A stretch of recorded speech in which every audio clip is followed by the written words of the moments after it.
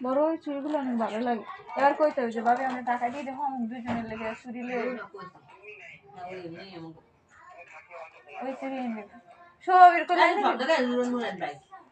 ভাই শো আনতে পারবে চুড়ি আমার চুড়ি মাপবে সুন্দর কিন্তু সবাই দাম করে ওইটা কি কইছি হাতে নিয়ে দেয় না